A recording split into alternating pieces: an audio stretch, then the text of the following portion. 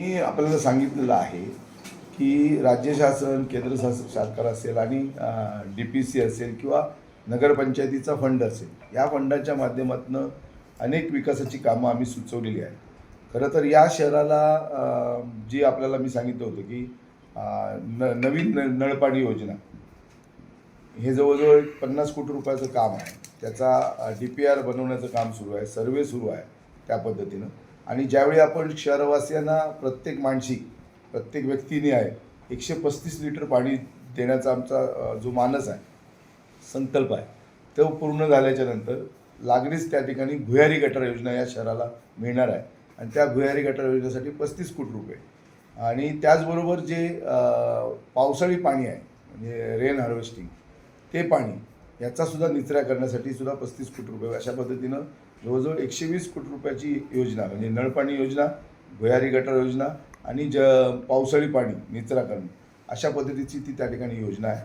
त्याचबरोबर मी आपल्याला सांगितलेलं होतं की या शहरामधलं रस्ते हे मजबूतीकरण म्हणजे RCC त्या ठिकाणी करता येतील, कॉन्क्रिटीकरण करता येतील आणि म्हणून जवळजवळ एक 25 कोटी रुपयापर्यंतचा निधी हा रस्त्यांसाठी त्या ठिकाणी आम्ही आणणार आहोत. आणि त्याचबरोबर या शहरामध्ये जी नाट्यगृहाची जी कमतरता आहे, त्याच्यासाठी जवळजवळ 5 कोटी रुपये संपादन आणि 20 कोटी रुपये नाट्यगृह, अशा पद्धतीचं या ठिकाणी पैसे आम्ही त्या ठिकाणी शासनाकडे मागितलेले आहेत.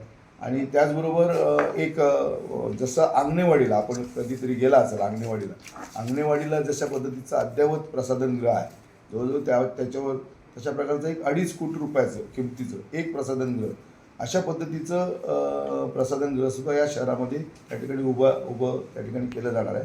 आणि त्याच्यासाठीचा प्रयत्न आमचा त्या ठिकाणी सुरू आहे. पण त्याचबरोबर आपण या शहरामध्ये क्रीडांगणासाठी जवळजवळ 200 ते 250 गुंठे जागा, म्हणजे पहिल्या टप्प्यामध्ये आम्ही जवळजवळ 250 गुंठे जागा त्या ठिकाणी संपादित करत आहोत. 250 गुंठे जागेची मोबदला, संपादनाचा मोबदला हा सुद्धा त्या ठिकाणी जमा झालेला आहे. जवळजवळ 4 कोटी रुपये हे त्या ठिकाणी जमा झालेले आहे. लवकरच त्याची मोजणी होईल आणि त्या जमिनीचा ताबा हा नगरपालिकेला त्या ठिकाणी मिळेल आणि खऱ्या अर्थानं या शहरामधलं क्रीडांगण त्या ठिकाणी पूर्णत्वास येणार आहे. खरं तर त्याच पद्धतीनं अग्निशमन केंद्रसुद्धा, ही सुद्धा जागा नगरपालिकेच्या मालकीची आहे. त्या जागेमध्ये सुद्धा निधीची उपलब्धता किंवा तशा प्रकारचा प्रस्ताव नगरपालिकेकडे आहे. तो प्रस्तावसुद्धा त्या ठिकाणी लवकरात लवकर म्हणजे पाठवून त्याच्यासाठी निधी आणून ते सुद्धा कणकवली शहराचं एक अद्ययावत अग्निशमन केंद्र हे सुद्धा आम्ही शहरामध्ये त्या ठिकाणी उभं करणार आहोत.